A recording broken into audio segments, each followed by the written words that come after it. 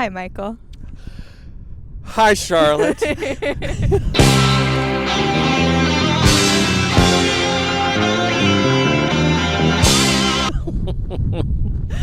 I might first ask you just to introduce yourself to the folks at home. Oh, yes. Michael Hammond is my name, and I'm an assistant professor in the School of Theater at Boston University, but not for much longer. I'm retiring in a matter of weeks, and so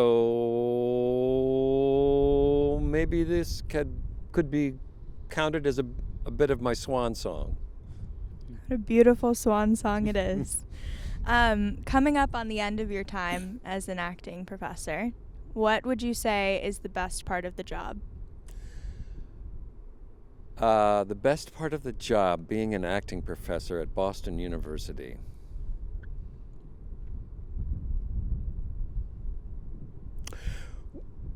Well, I think probably there's always, when one is involved in the theater, there is always the potential to have an experience that's more intense, that's deeper, that at least seems more meaningful than the day-to-day experience. And that potential is lurking, whether I think it's always lurking there, whether it's in rehearsal, in performance, or in the classroom. So that's what's most appealing to me is to know that sometimes without seeing it coming, there can be those special moments when I get to share, in this case with students, something that bumps us out of our boredom, our ennui, and reminds us of something that's stirring deeper in us, and how much fun it is to give expression to that, and how necessary it is to give expression to that, whatever that content is, tragic or comedic. Oftentimes it's a combination of the two. There's a major gray area between comedy and tragedy. At least I think there is. Yeah. When you say necessary, that made me think about a conversation that we've had in your class and we've had just generally about this sort of debt, the feeling of being obligated to deliver something as an actor and then also as a professor. What would you say the difference is between being an actor and being a professor in regards to what you can deliver people? Well, the mind boggles at the different ways one could answer this question, and I certainly don't mean my answer to be, I'm not presenting it as definitive. But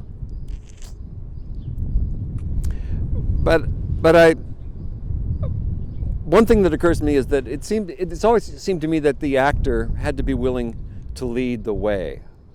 I don't know. I used to emphasize this a lot more. I don't remember saying it that much more recent in the last few years, but for quite some time in the classroom, I reminded the students that they had to be willing to lead the way. The audience wants to go to this place. That's why a lot of them are there. Some of them are there because they were made to or expected to or thought they'd give it a shot and it wasn't their cup of tea, whatever. But a lot of people are there hoping, if not hungry for, this intensification of human experience. But they're there to watch. They're not there to help or support unless they're friends and family. They need help. They need someone to lead them, and that's what the actor does. The leader has to have the courage. If the actor goes on stage and with the kind of attitude that, well, if you're not a generous audience, I'm not going to give to you. You're screwed if you go on. Everybody is screwed. The performers are screwed and the audience is screwed. If you go on stage with that attitude, you have to be willing to lead the way. And then oftentimes audiences will follow you. Now, an actor leads the way by doing it. By taking on the passion, whatever the passion is in a moment, in a play or a presentation. The tricky thing with being an acting teacher is to somehow give a taste of that experience without doing it, without becoming the performer. I mean, sometimes, I'm an actor and a teacher, so inevitably they cross over for me, and I don't think there's any much one can do about that, but I do have to think twice about what's the best way for these students to learn. Is it for them to watch me do something, or is it for me to push them, provoke them, coax them, encourage them to do it themselves? And for that, and it's very risky to become the model as a performer in the classroom, because you run the risk of the actors mimicking the teacher.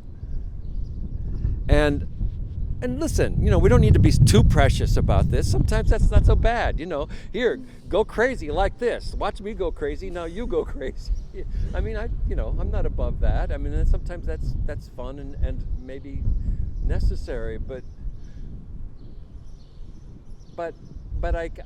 I can't teach Shakespeare, for example, by saying, here's how you do it.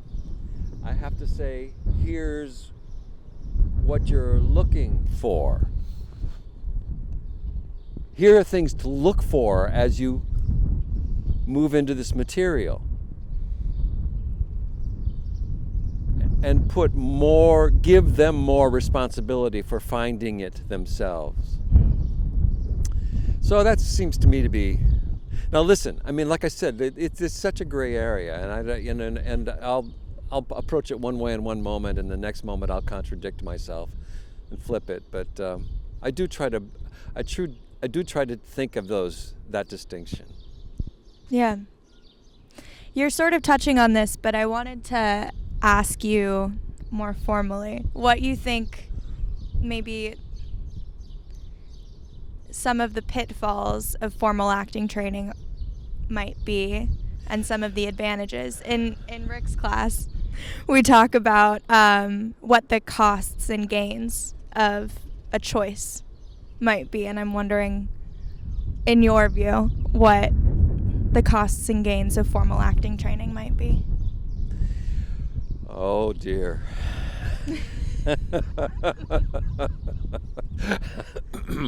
Well, I'm retiring soon, so maybe I won't have to answer for some of the things I might say today. Let loose. I'm not a big fan of institutions. I don't know many people who are. That can be a kind of lazy and irresponsible attitude to take, because there is so much that is potent about the university in this case. And so I don't want anything that I'm about to say to be construed as I don't think they should exist. But it is a choice. It is a choice about which environment, in my case, in our case, which environment am I going to choose to explore the theater. And the School of Theater at Boston University is a very particular version of that. And there are other versions. What's really remarkable about the School of Theater program is is the variety of experiences that are offered, the breadth of subject matter that that's addressed, and the variety of points of view that one is subjected to. So there's ample opportunity for the student to be stimulated, if not provoked, to grow, to stretch, to change.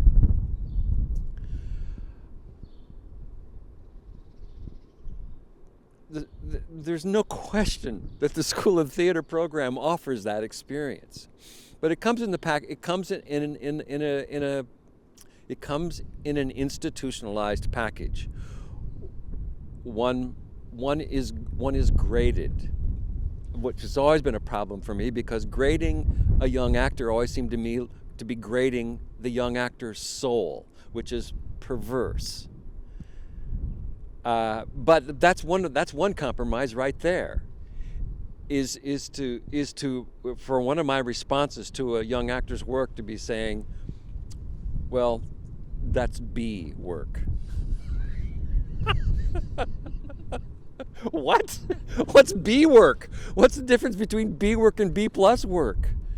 I mean, who's to say? But it is so I present it when every semester I start with especially the first year actors. I say, listen, this is the game we're in. Here are the rules. We're going to have to play by them to a certain degree. But it is a game. It is a very particular game.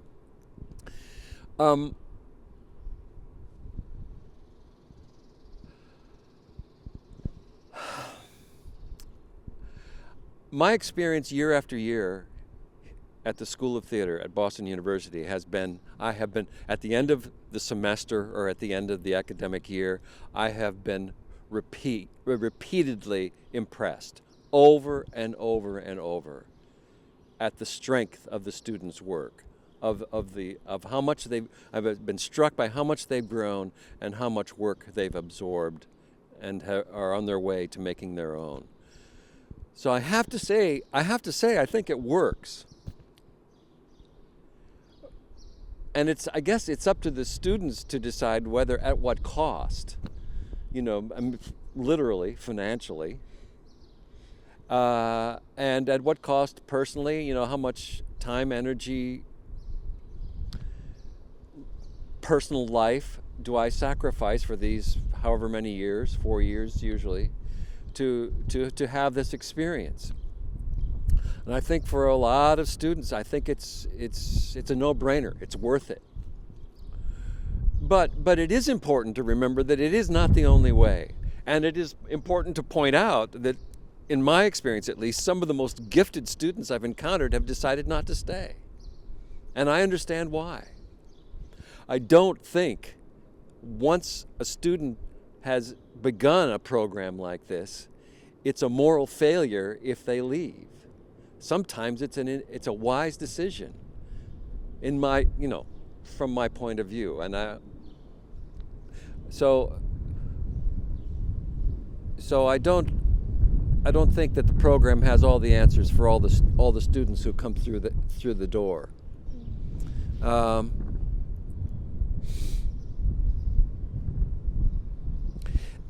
It's such a two sides of the same coin. A lot of the students come because they want, in addition to the conservatory atmosphere, and they want the academic context, and to broaden and enrich their intellectual equipment. What that boils down to is a huge amount of work and stress. And one of the tasks for the teachers becomes how to support young people to get through this extraordinary test of stamina. And one can make a case that intense and sustained experience is what's required to break through, to grow, to push, One could also make a case that that much stress is not always the most healthy thing for young actors. But once you're in the game, you can't choose. That's it. I mean, it's all going to come at you, right? I don't know how satisfactory that answer was, but let's incredibly, yes, very let's satisfactory. Leave it there for now.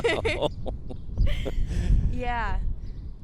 Yeah. I also want to add, just anecdotally, that Sir Ralph Richardson, one of the actor knights of the mid 20th century, knights, Knight, Sir Laurence Olivier, Sir John Gielgud, Sir Ralph Richardson, Dame Edith Evans, and so on. Richardson said something interesting when he was asked about the actors' training. He said, "Don't go to acting school. Live your life until the age of 30 at least, when you have some experience of life, and then start acting." Do you agree with that? It was probably what he did. I think it was. I think he actually did get a job as a postal worker or something when he was a young man, and then started acting and made the transition and became an incredibly successful actor. So it worked for him.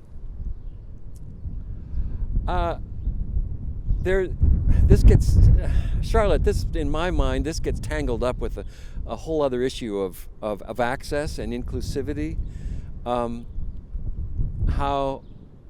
To what extent does a program like the School of Theater at Boston University, to what extent does that increase access for the young actor to the industry?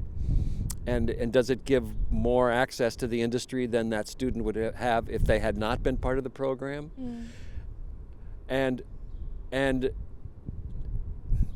how much is the actor looking at this training as, this is training I want for me as an actor, and this is training I need to acquire in order to have that more intimate contact with practitioners and the industry? Sure. And I think it's fair for people to factor in both of those things. To what extent am I paying for access to an industry? And that's another enormous pressure on us all. It's an enormous pressure on the faculty, and it's enormous pressure on the students, because the industry, if it ever comes back, I mean, I'm talking about the theater in particular.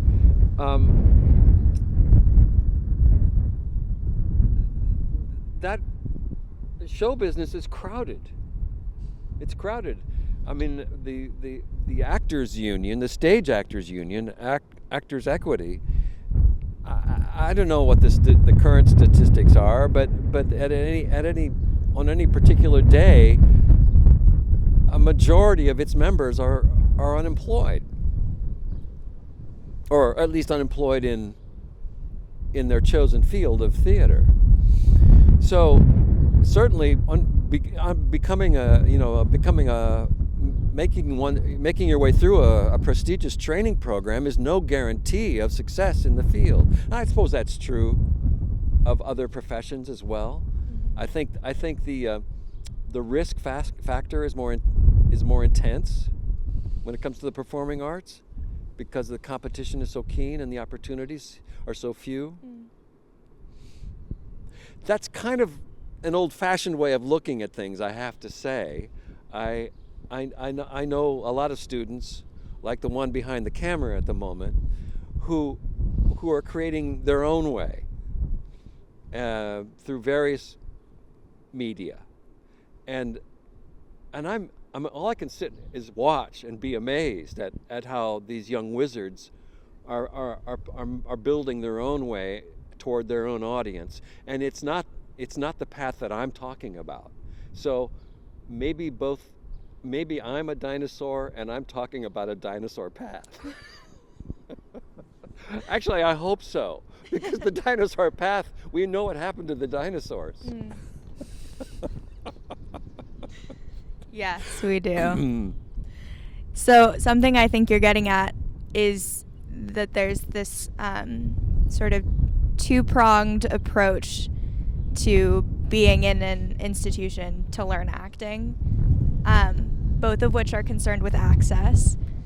There's the question of internal access. Can you be telling the truth right now? Can you be, awake to all of your impulses and sensations? And then there's the business side of access. Can you use all of these or know where to put them when you're then marketing yourself to an industry that kind of doesn't exist right now and doesn't have a lot of room in it?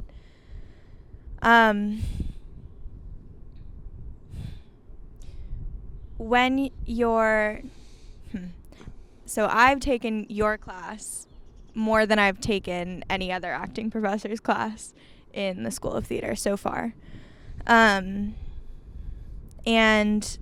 the first class I took with you was freshman acting. And the class that I'm in with you now is classical techniques with contemporary texts. And those are very different. There's a very different coursework involved in those two. In terms of the first access that we talked about with being awake to all of your impulses, how would you say you begin to teach young actors that? And then how does that approach change as their time in the school continues? Gee. It's a big question. I've already demonstrated how long-winded I can be with the easy questions. What are we going to do? Well, there are two things that spring to mind when it comes to my first few sessions with the first-year students. One is, and I don't know, frankly, I don't know how successful this is, but I at least attempt to convince them that I'm not interested in being the ultimate authority in the room. I lead the class, I teach the class, I propose what we're going to do next. But I have to convince them that then when it comes to creativity, they have to at least be equal partners, if not the dominant partner in that equation. Because we're not here to train me, and I'm here to inspire, I'm here to stimulate, I'm here to challenge. But it's their content. It's their content that I'm interested in. And I've had this proven to me over and over and over again that if a young actor doesn't take charge of their work, my prejudices will inevitably take over. I'll say, well, here's what works for me, here's what I tend to look for when I'm watching, and we will miss whatever is unique in that individual. So that's a constant struggle between my invitation for them to enjoy freedom and my passion at the same time, which can take the form of certain demands. But so that's a real messy and uncertain sort of process. How do I convince the young actor that I want them to trust themselves more than they trust me? Or once they've learned to trust me, could they extend that trust to themselves? So that's one thing. Is to convince the young actor that they are an equal partner in this process. The second thing is, and then this is an umbrella. It's not the is the body, the physical approach.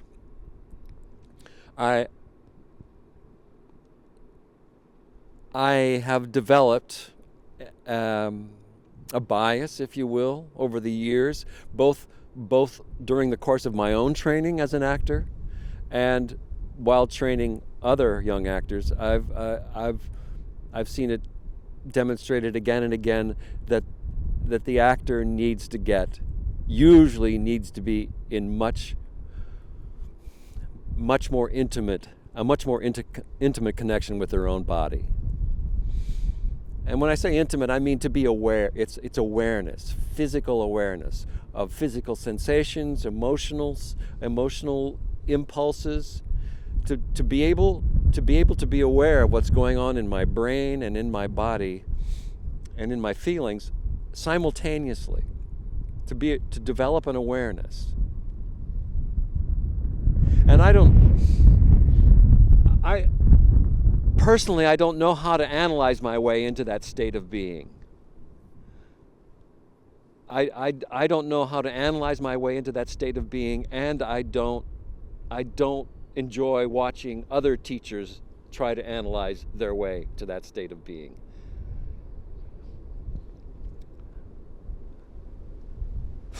It sounds so this is all so pretentious. Sorry. And I don't mean it to be a critique of other teachers' work, because all we can do is teach what we know, what we've experienced. But for me, if the actor isn't in touch with their physical instrument, they won't get very far with the other tools, with analysis. And so, so how do you do that? Well, you work physically, you train physically, you wake the body up, you strengthen it, you to some degree I try to convince the young actor to turn their mind over to their body, to get their mind. You can't lose your mind. That doesn't work. I'm not, it's not about going, splattering oneself against the wall. But one does need to get the mind, teach the mind to share. The body is so wealthy. It remembers everything. Now, is it good for an individual to access each and every memory, some of which may have been traumatic? That's an ongoing evaluative process. What can we mine that will benefit the young actor without harming the young person? It's a very tricky area. But the body's there. The body remembers all these things, and waking up a body part usually, or at least potentially, wakes up the resource that the actor needs. So, convincing the actor that it's their creativity that I'm interested in, and that they rely more on their body than they may be used to grow, and to imagine that the imagination is in the body and not just in the mind. Jesus, that was messy. No, I really followed that. In my freshman year, on my art and fear paper, you wrote me a comment that I remember that said that you believe that I'm tying knots just to untie them, which I think is something I needed to hear, and points to something you were talking about, the thinking too hard and putting your body to sleep. And I'm wondering, in your assessment of your students as a professor, what it looks like to be telling the truth to you. Yeah.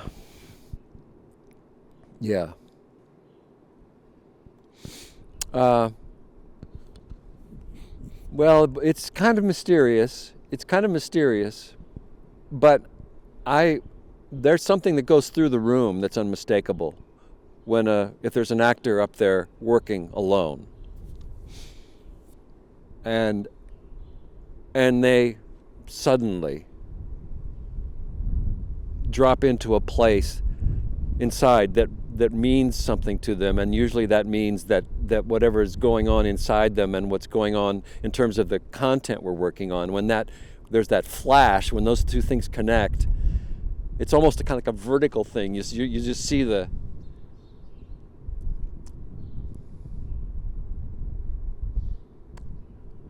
I don't know. I'm going to abandon that that image, but it's a recognition that I think is not just intellectual. It's again, it's somatic. It changes my breath. It probably changes my body temperature. It probably releases chemicals in my body when I see a person open up inside to themselves, into a deeper part of themselves. And at the same time, they are discovering that this is an opportunity to give that expression. There are lots of times we have experiences when we're training when we feel these glimmerings or shimmerings or tinglings, and we choose not to give it expression for whatever reason.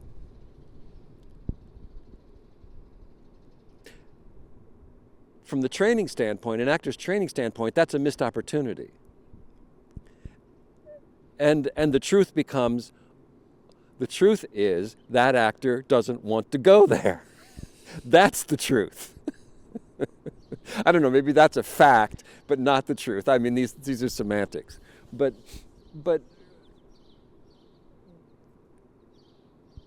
the theater, there needs to be an exchange, right, between the actor and the audience. And so ultimately the actor does need to be willing to give whatever that is inside expression. Or it becomes more of a private experience, and we're more sort of detached, as an audience, more detached onlookers.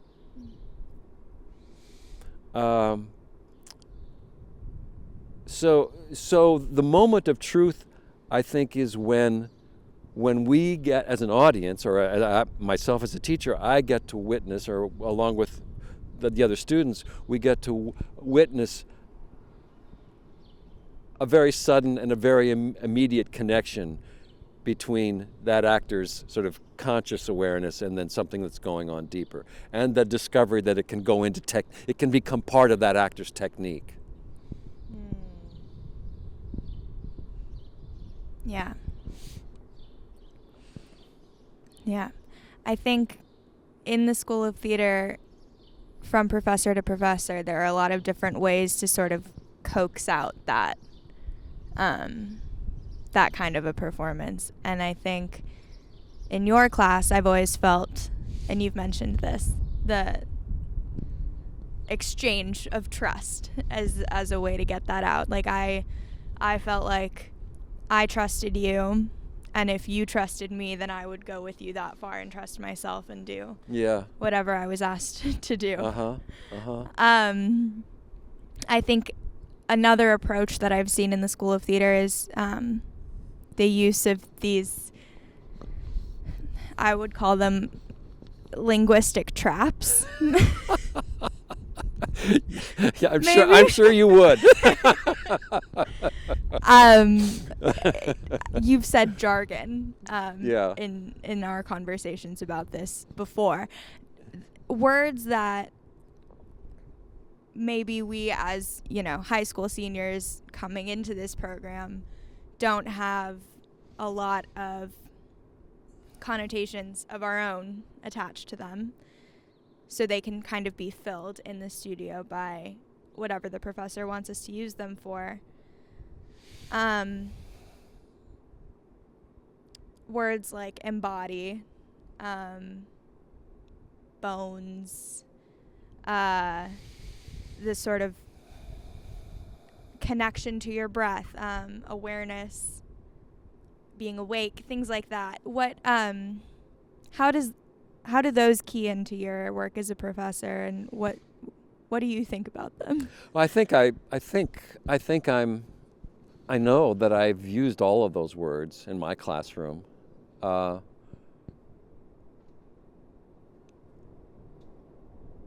there are at least two reasons for that. One is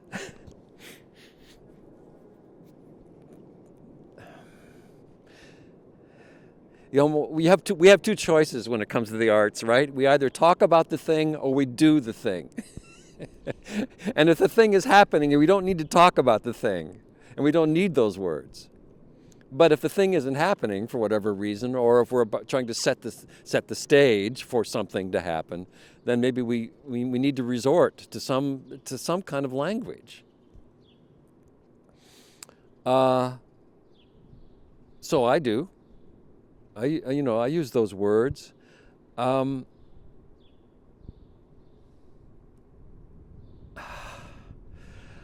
This is really tough. I get really impatient with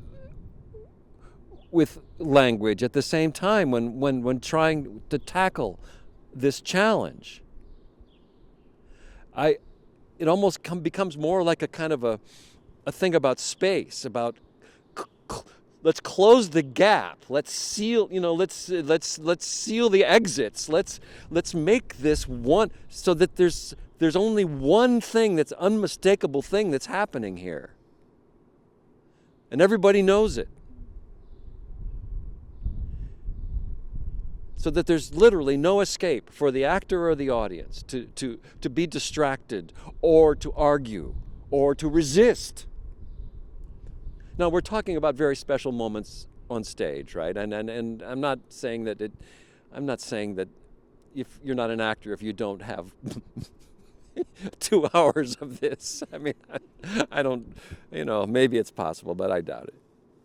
But as a kind of as a target, as a goal, that really doesn't require any further discussion. But that's the theatrical experience. It's not necessarily the training experience. What do you do? When you're training, you have to take stuff apart. You have to take stuff apart so you can look at it. And you need language to do that. And so it's necessary, but I mean, for me, I think I can only imagine what it's like to be in the classroom with me. It's a lot like this right now, where there's both, the impatience with rhetoric and the need for it. Sure, and I think that's also related to an actor's relationship to text, like the ability to connect to words that, might not really mean anything, and really needing them to mean something personal, moment to moment. Yes. Yeah. You mean by the words in the text? The words in the text and the jargon. There's a degree of self-deception that's sort of maybe needed to subscribe to all of that. Yes. Well, I mean, it's certain. I think if I understand you, Charlotte, and I think you're really on to something. I mean, there is a kind of social pressure in the classroom to agree, right? And to reinforce the teacher, because he, in this case, is the teacher, and we don't want him to be embarrassed. We don't want him to fail. So we're going to adopt the language, we're going to adopt the lingo, we're going to adopt the values, we're going to adopt the priorities. And they have to if I'm going to teach them anything. But sometimes self-deception is, it's really tricky. Am I doing this because I understand and trust this person? Oh God, there's so many questions of awareness in this process. How does the student remain true to themselves without indulging habitually in resistance, for example? Is that integrity? That resistance to a proposal? Is that just resistance or defensive behavior that will get nobody anywhere? Or is that integrity? The actor, or the teacher, probably has had enough experience in the classroom to have some idea of which it is.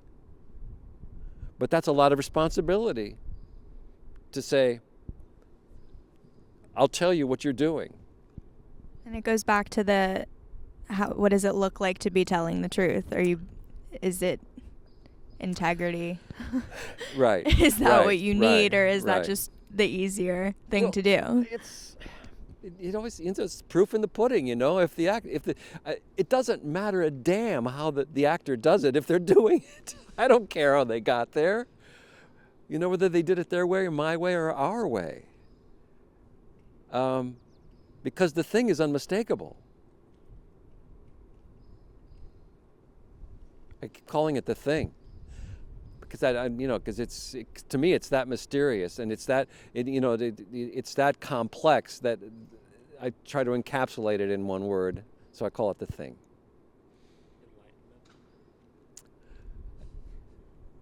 Enlightenment. Well, enlightenment can be a result of this experience, I suppose. But to me, it's even more basic than that. I mean, not that enlightenment is not basic, but it's more. It's more about bodies all being in one space together and in one place together. That there's a kind of maybe it's going a little too far, but maybe approaching a primal sharing. It's not just intellectual agreement. It's I know what's happening to that person right now. I have that in me. Now, maybe I haven't given an expression. Maybe I haven't given it expression like the actor on stage is, but I recognize it. I recognize it as a truth. It's not just that actor's truth, it's our truth. It is a kind of enlightenment, I guess. It can be an enlightenment, it can be a release, it could be an affirmation. It can be a relief. It can be a release. It can be catharsis. There's that word. Speaking big C. Speaking of the big C, yeah, the big C. Speaking of code words and jargon, catharsis, yeah. Well, Lord only knows. I mean, we study the Greeks. We plumb the Greeks as much as we can. But it's their word. And it still holds, so maybe that's saying something. Mm-hmm. Well, I think it does. I think we wouldn't be so preoccupied with the Greeks if we didn't know how badly we still need them. And how much we might be lacking something that they were in closer touch with. That's why. Well, thank you, Michael. This has been a wonderful interview. I appreciate you doing this a lot. My pleasure, Charlotte. Thank you for asking me. Julian.